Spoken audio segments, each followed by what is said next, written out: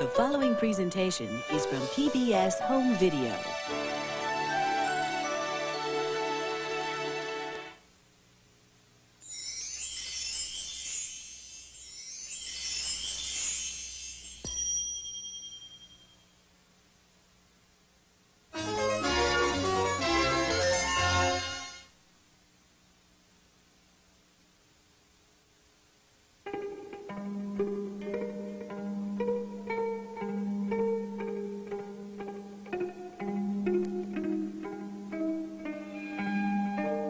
Every so often there comes a man who is able to see the universe in a totally new way, whose vision upsets the very foundations of the world as we know it.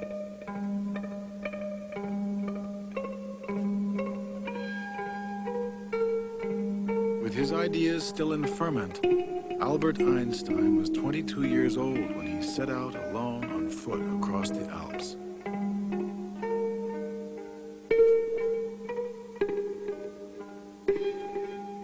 In his youthful passage through the mountains, he longed to grasp the hidden design, the underlying principles of nature.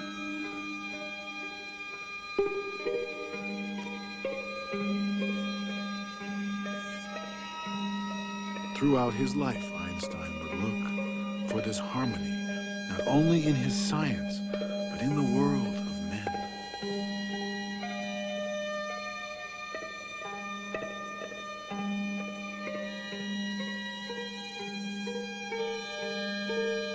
The world wanted to know Albert Einstein, yet he remained a mystery to those who only saw his public face, and perhaps to himself as well. What does a fish know about the water in which he swims?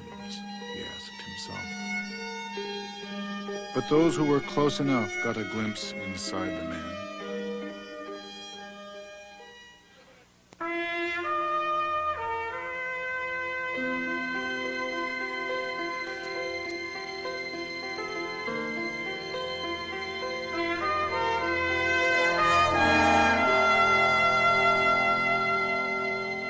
American Masters is made possible by a major grant from the National Endowment for the Arts, the Corporation for Public Broadcasting, and by the financial support of viewers like you.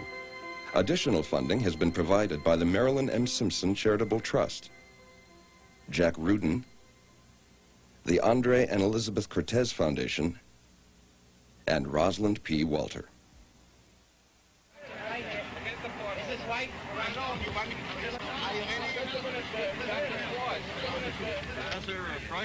Sie hier in Amerika wieder zu sein? Wenn ich Sie sehe, sicher. He loved Jewish jokes. I have told him many, and I wish that I could just... The thing I wish most is that I would have a record in which I could capture Einstein's laughter when he heard a good Jewish joke. He would laugh. His laughter sounded something like the bark of a contented seal, you know. I mean, it was a very strange sound. What do you think of prohibition, Professor? Ich trinke nicht, also ist mir das ganz gleich. He doesn't drink at all, so he is not interested in this question. It was like someone who looked from many, many, many dimensions, whether they'll be proven or not, and could see the whole. And that is why I think he loved puzzles so much. But the combination of that vast, somewhere inner detachment and the enormous ethical commitment was a very wonderful thing. It was totally integrated into one flesh and bones. And I think that's rare from my experience. Although he knew who he was, although he was aware of his celebrity, he always took it with humor and always laughed at it and at himself.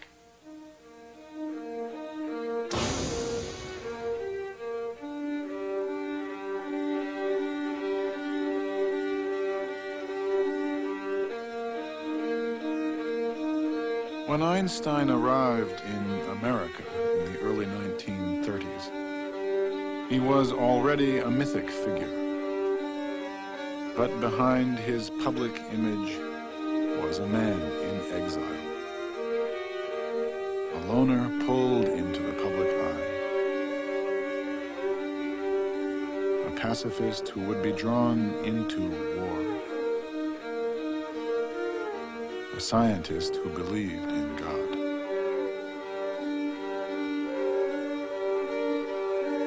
He simplified his life to focus on his work. Socks were unnecessary. A leather jacket would never need replacing. An egg could be boiled in soup water to save time cleaning a pot. Aside from his work, his pleasures were few, sailing and his violin.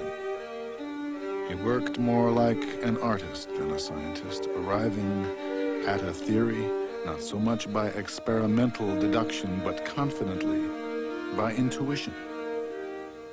The significance of Einstein's work is that it was really fundamental to an understanding of the nature of the universe, the nature of the world in which we live, and that it was characterized by an astonishing amount of originality. New ideas are what are important about Einstein's theories. Not to be cowed by authority, not to be awed by what the ancestors said. It is, in other words, it is an attitude where you take a fresh look at any question that comes your way. And in that regard, Einstein was among the greatest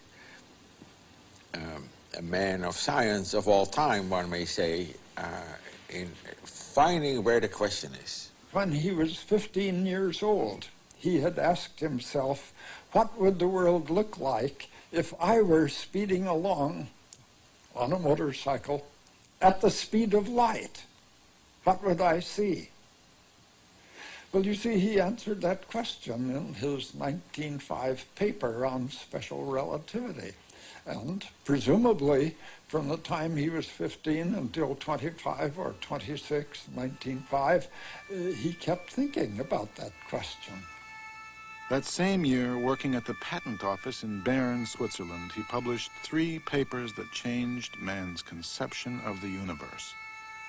He questioned our basic notions of time and space that had lasted 300 years and gave the world a revolutionary new way of understanding it. His still unproven theory of relativity shocked the world with new images. A time traveler straddling a light beam, a falling elevator in outer space, a yardstick that would expand and contract depending on its velocity. It would be 15 years before science would be able to verify his audacious vision. He waited confidently, calling the effort to provide proof the detail work.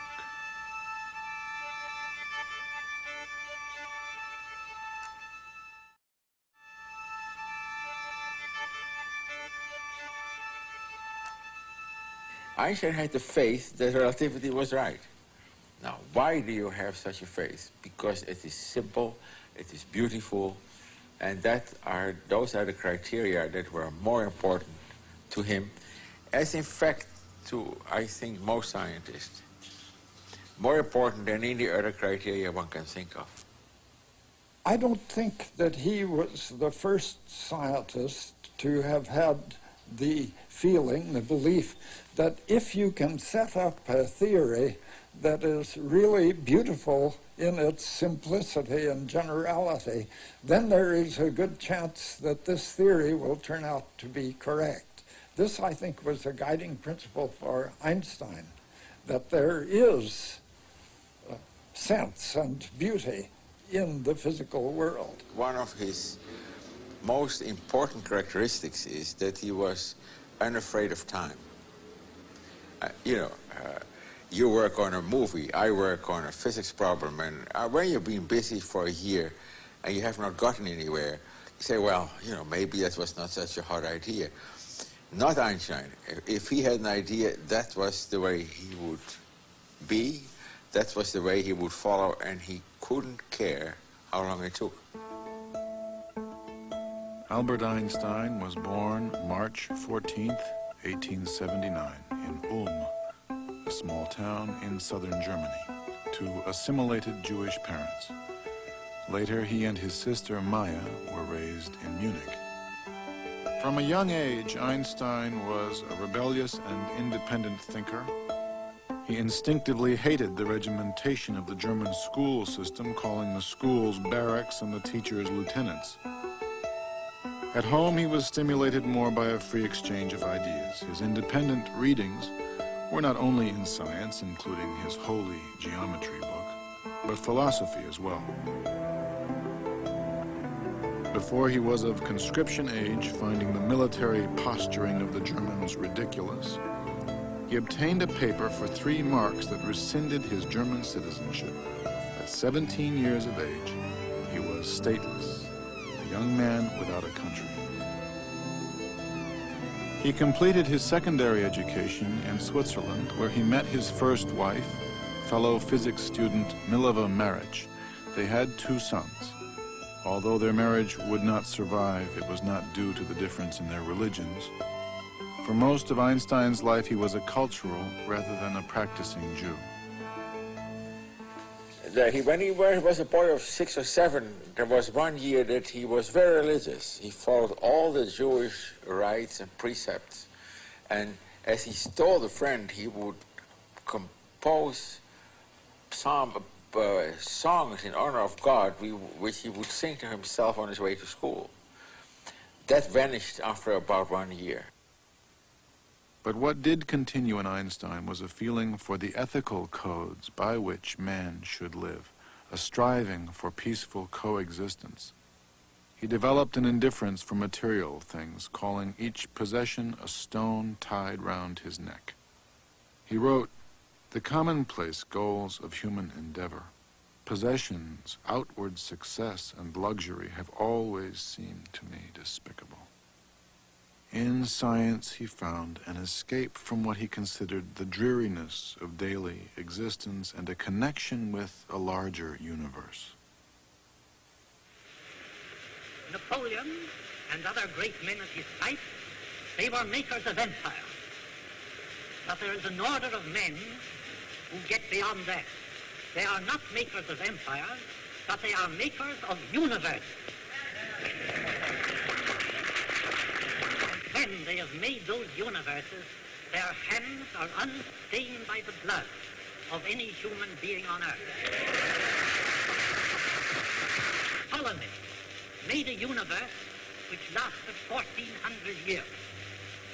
Newton also made a universe which has lasted 300 years. Einstein has made a universe, and I can't tell you how long that will last.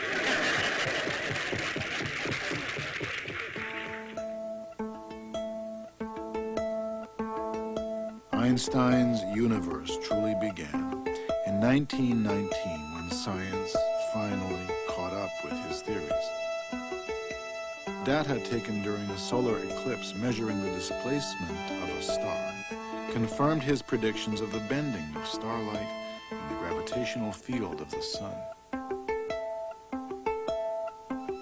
Einstein's new universe made front-page news around the world, and he became an overnight celebrity.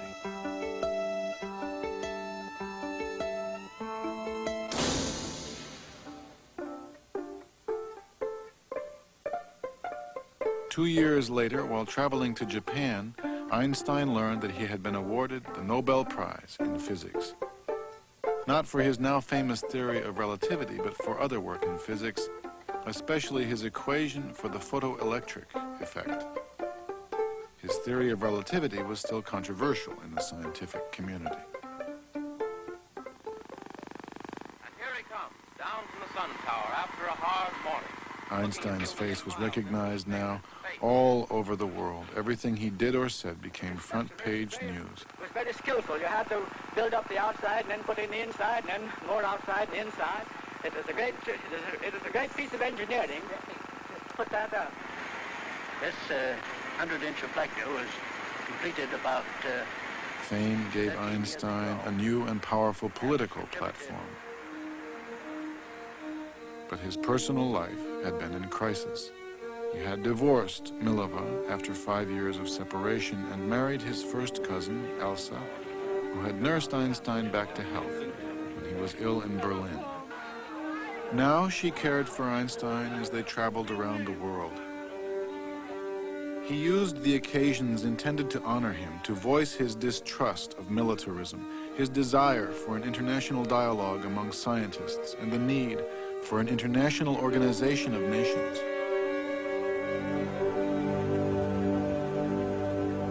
During the First World War, while a professor in Berlin, Einstein had been shocked to find many of his fellow scientists supporting the war, equating German culture with German militarism. The first time that Einstein made any political public statement was during the First World War, when a very small number of people made a proposal for all intellectuals in Europe to band together to help keep alive Europe's culture. In the course of time, he became what you may call a pacifist. For example, he was a great admirer of Gandhi's ideas of passive resistance. He was very much in favor of people not joining armies of whatever nation. The nature of his pacifism is perhaps best stated in the word supranationalism. With Mahatma Gandhi, he signed a manifesto against obligatory military service, suggesting that if only 2% of the population of each country refused induction, there could be no armies.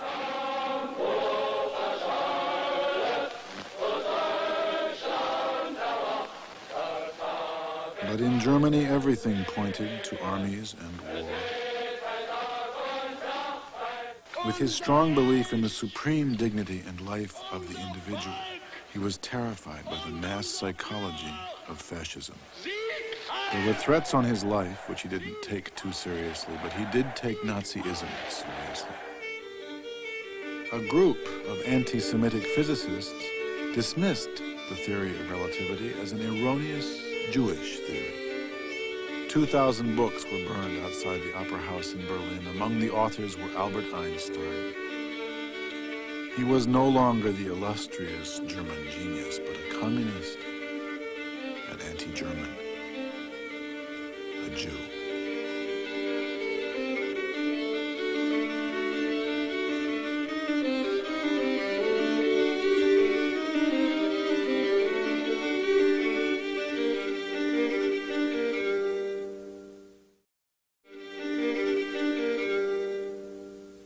I've often asked myself the question, what do we mean when we say that Einstein was a Jew? But first of all, there is his own self-affirmation. He felt himself to be a Jew. He was attached to the prophetic element, I believe, in the Jewish legacy and tradition. He was a Jew in the sense that whatever happened to Jews happened to him. And this, of course, was dramatized by the fact that Nazi Germany couldn't possibly sustain him because he was a Jew. No matter how great was his eminence, he was the victim of the Jewish fate and of the Jewish affliction. And in a sense, his wandering in the later years of his life seemed to symbolize the condition of the Jewish people as a people which had much influence but no power to open a single door. He never forgave the Germans for what they had done. Never. And there are several very moving short pieces written by him, such as one contribution dealing with the destruction of the ghetto in Warsaw. On the other hand, that was slightly the paradox, he was deeply rooted in the German culture. We always spoke German together, because that is the best way I could follow the nuance of his personality. German was the language in which he was free to modulate and to express himself.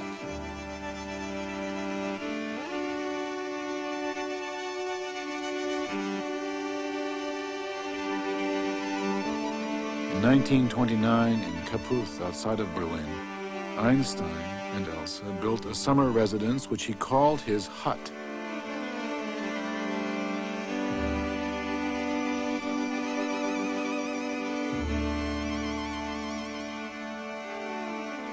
Here he could retreat to nature, work undisturbed, and take his sailboat out on the lake. It was an idyllic place where he felt comfortable, where, Elsa wrote a friend, even the local Nazis loved Einstein.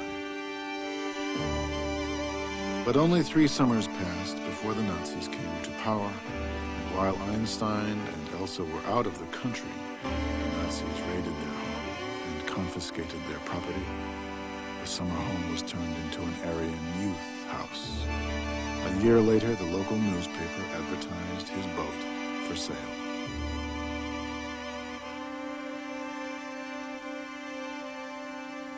Einstein was never to return to Germany again.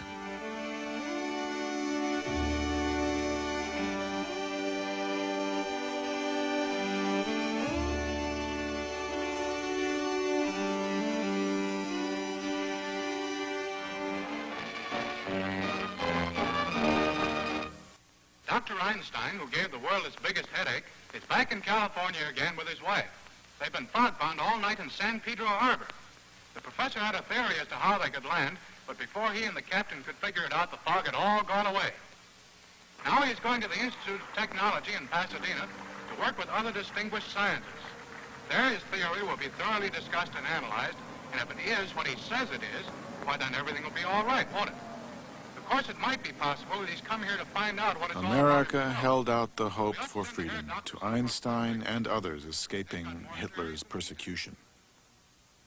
On first impression, Einstein felt that Americans were optimistic and forward-looking, free from the rigidity of European society.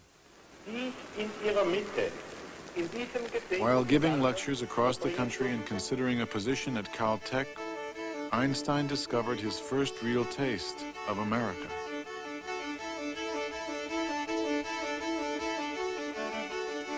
He wrote, "I've been staying for 2 months in this country of contradictions and surprises where one alternates between admiration and head-shaking." The Hopi Indians gave Einstein the name the Great Relative. He was wooed by Hollywood and befriended by Charlie Chaplin, and good-naturedly accepted the publicity and fanfare that would accompany his presence everywhere. Chaplin took Einstein to a premiere of his film City Lights. When the crowds surrounded their limousine, Einstein asked, "What does it mean?" Chaplin replied, "Nothing." Einstein's first trip to the United States 2 years earlier was prompted at the request of the Zionist leader Chaim Weizmann for the purpose of raising funds for the planned Hebrew University in Jerusalem.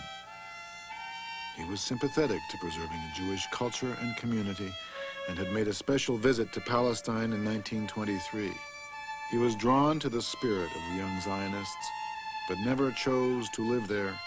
His path would lead to America. The question why he chose America as his final destination may even have a rather prosaic answer. Where could he go to? It may be the circumstance that just at that time, a man in New Jersey called Bamberger established an institute for advanced studies in which the members would really have no duties incumbent upon them. I know because I've had that distinction. You don't have to do anything if you don't want to. You don't have to publish if you don't want to. You don't have to give lectures if you don't want to. You're entirely alone with the ability to think, to speculate, not to think, not to speculate. And I think this appealed to his libertarian feeling that he didn't want to be enclosed. At the Institute, working with 2 assistants, Einstein continued his grand search for a single theory that would encompass all of nature. A grand scheme that would unify both the large forces of the planets and the small forces of the atom.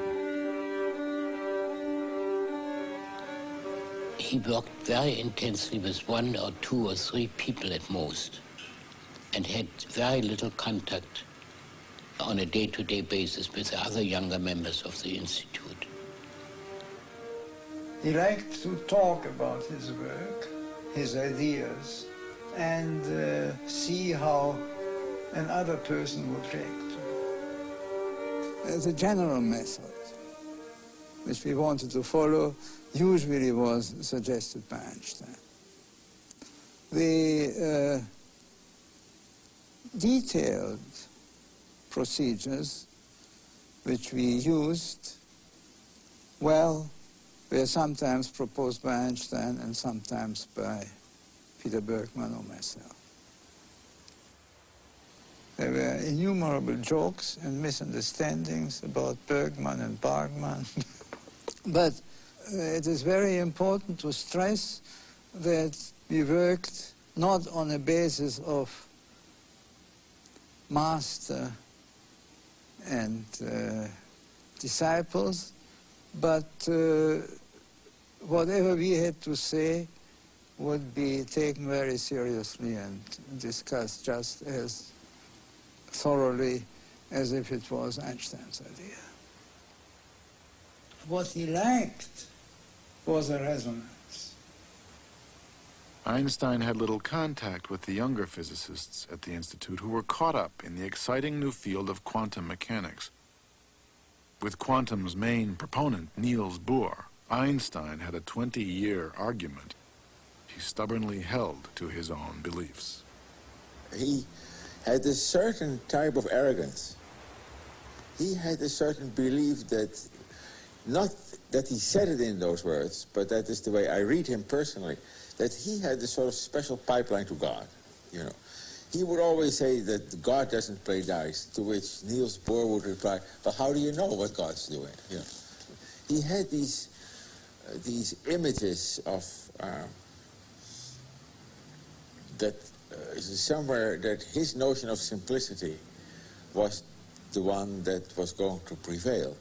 And this, of course, explains his difficulty in accepting quantum mechanics with its uncertainty, the Heisenberg uncertainty principle, which introduces, Einstein thought, the idea that chance is involved in the physical world. In fact, in his first part of his life, that when he did his real important work, his notions of simplicity were the guide to the 20th century insofar as science is concerned. Later on, I think he was just, you know, he was completely off base. I mean, if Einstein had stopped doing physics in the year 1925 and had gone fishing, he would be just as beloved, just as great, and it would not have made a damn bit of difference. None of these criticisms fazed Einstein. He still played his violin, he still sailed, and stubbornly pursued his lofty vision. It was only news from Europe which would pull Einstein from his work.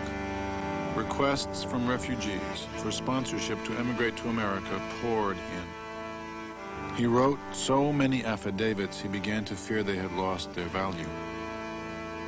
Elsa remarked that though her husband seemed invulnerable, he was actually much more vulnerable than any other man she knew.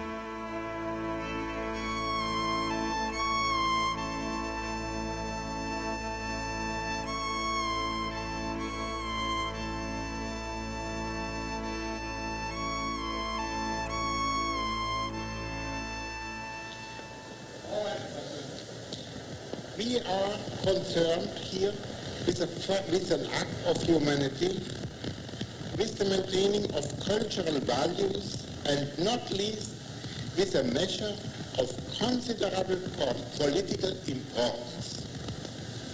The effect upon all nations, and not least upon the Germans, of the fate of these innocent people so maliciously persecuted must not be underestimated. To leave these victims to their misery would be a heavy blow to all those who believe in human solidarity and would encourage those who believe only in force and oppression and who act accordingly. When the Nazis came into power, Einstein, I think, was faced with a dilemma. Should he continue with his pacifism, or should he do what he could to resist the Nazis in their effort to get control of the whole world?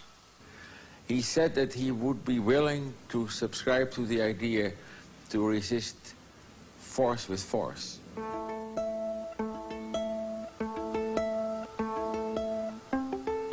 Because he said otherwise it's like trying to cure a sick tribe of people. You try to cure them in a way that is too slow, that by the time you cure them by pacifist way, they're all dead. That's not very efficient.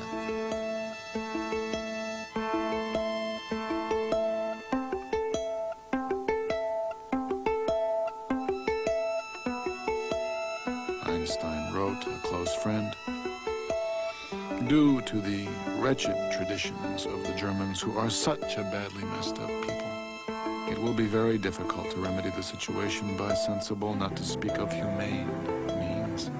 I keep hoping that at the end of the war, with God's benevolent help, they will largely kill each other off. Many absolute pacifists felt betrayed by Einstein's militant pacifism. But Hitler forced his hand.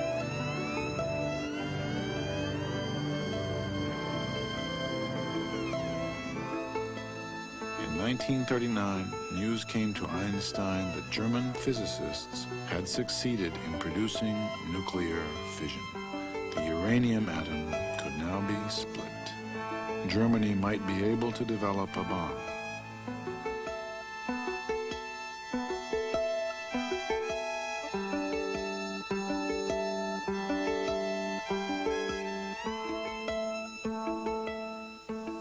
We were very worried that the Germans will develop atomic weapons. We wanted, therefore, to interest the United States to develop nuclear weapons so that Hitler should not be the only one to possess them.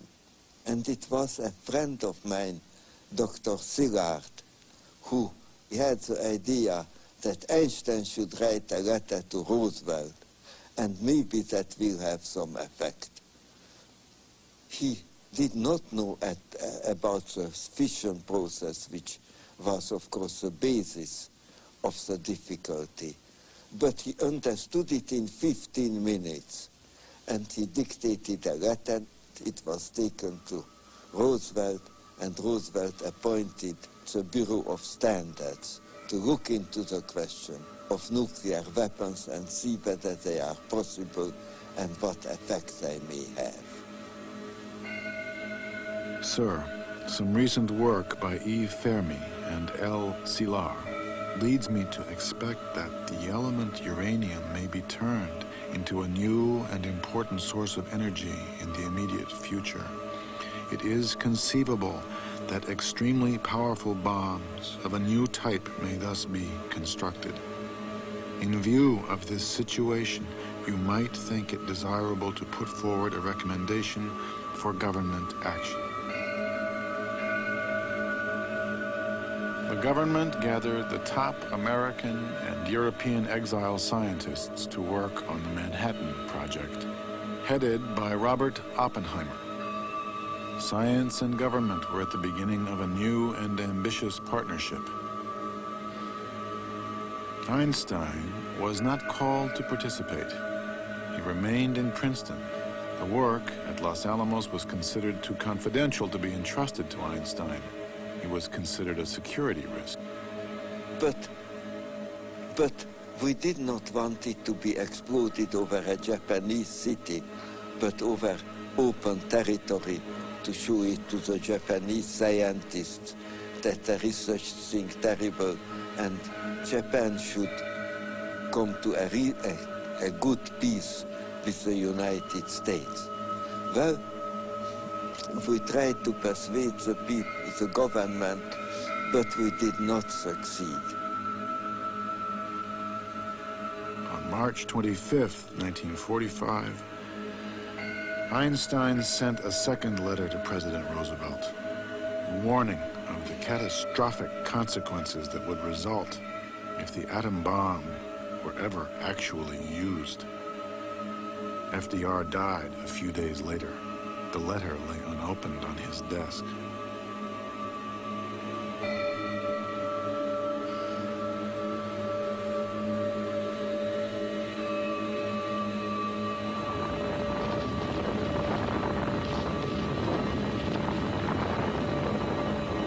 August 6th, 1945, the bomb was dropped on Hiroshima.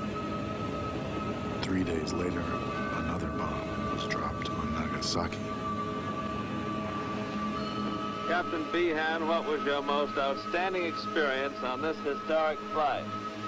I suppose it was when the clouds opened up over the target at Nagasaki. The target was there pretty as a picture. I made the run, let the bomb go. That was my greatest thrill.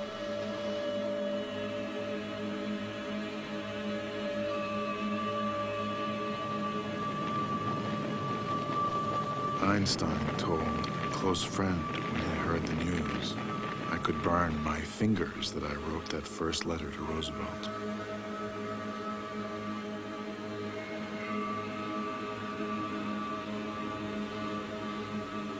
The ancient Chinese were right. It is impossible to know the results of your actions.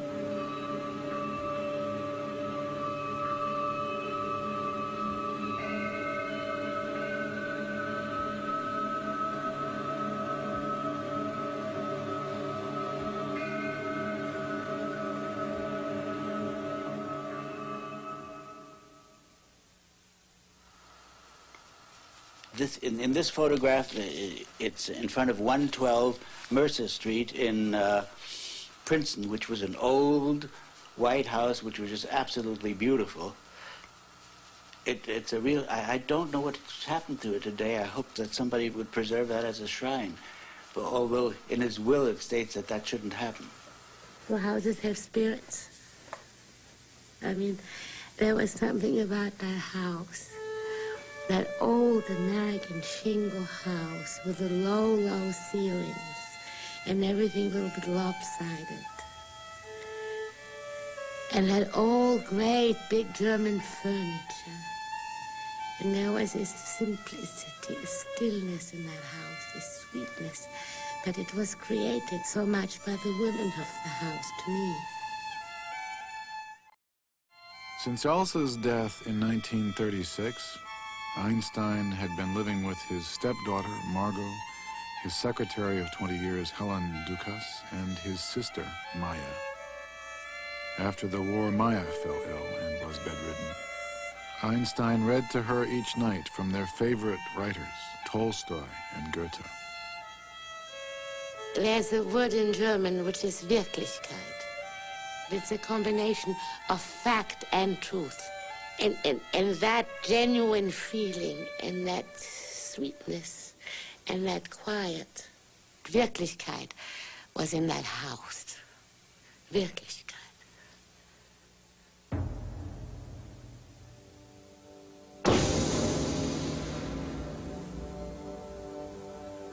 The media sensationalized Einstein's role in the building of the atom bomb. They called him the father of the bomb. But he was not. Although Einstein's theoretical formulation E equals mc squared was the basis for nuclear fission, it was only a description of nature, not a prescription for a bomb. Einstein did not feel guilty about his science, but he did feel guilty. I didn't see much of Einstein until after the war. We usually talked about world affairs rather than about science. One evening, Einstein said, and I tried to fix this in my mind while he was saying it, and immediately afterward I left, and as soon as he had gone back in the house, I got out my diary and wrote down just what he had said. He said, I made one mistake in my life when I signed that letter to President Roosevelt advocating that the atomic bombs be built. But perhaps I can be forgiven for that, because we all felt that there was a high probability that the Germans were working on this problem, and they might succeed and use the atomic bomb to become the master race. Einstein's link to the atom bomb brought an onslaught of letters and telegrams. Helen Dukas tried to protect him. He withdrew to Mercer Street. But the sweetness was not the same. Einstein's worst fears had been realized. The products of science were not benign. Man could now destroy the world. Einstein was burdened by the misuse of what he loved most, and believed that now a dramatic new way of thinking was needed. He felt a profound moral obligation to act. In 1946, the Emergency Committee of Atomic Scientists was set up. This committee collected several $100,000 from donors. It produced a film about the atomic bomb and the nature of nuclear war, advocating what Einstein was advocating at that time, that the time had come to give up the idea of settling disputes between the major powers by resorting to war, that the weapons finally had become too destructive to make it rational to follow this old pattern of going to war. So the emergency committee was set up with Einstein as the chairman, and it was usually called just the Einstein Committee. Einstein and other scientists wanted to moderate the partnership between science and government, feeling that it dangerously placed technology and its power in the wrong hands. We scientists who released this immense power have overwhelming responsibility in this world life and death struggle to harness atom. We ask your help in this fateful moment. That film might have had some pertinence if hydrogen bombs hadn't been developed in the period around 1950. Well, of course, the hydrogen bombs just emphasize the fact that nuclear war between the nuclear powers would just be pure insanity. The overkill capabilities are so great. And cheap. The cheapest way to kill people is to use nuclear weapons. They're really remarkably cheap. Stattdessen ist sie grenzenloser Plunder und macht den großen Ursprung keine Ehre. There is no honor to the origin, this great technology. Es muss der Besen wieder sein gewesen und wie der Geist die Technik überwinden. Spirit must again conquer technology, overcome technology. Am weisen Meister wird die Welt genesen. On the wise master, the world will recover. In this case, the master again, not God. In this case, the master not Newton, but the master Einstein. This is the light of hope we tend to ignite today with a match. I don't know how much hope he had, but he felt at any rate obligated to make every possible effort on his part to bring the end of war about. I think like most people who have some idea of the destructiveness of nuclear weapons, he realized that the Third World War might well mean the end of, or almost certainly mean the end of civilization on Earth, and possibly the end of life on Earth. What need is therefore responsibility? I believe that the horrifying deterioration in the ethical conduct of people today stems from the mechanization and dehumanization of our lives, a disastrous byproduct of the development of the scientific and technical mentality. We are guilty. Man grows cold faster than the planet he inhabits. The hydrogen bomb appears on the public horizon as a probably attainable goal. Its accelerated development has been solemnly proclaimed by the President. If successful, radioactive poisoning of the atmosphere and hence annihilation of any life on Earth has been brought within the range of technical possibilities. The ghost-like character of this development lies in its appearance. Over a 5-year period, beginning in 1949, the FBI, under J. Edgar Hoover, began to assemble a massive Einstein file. But the government did not go so far as to call him to testify.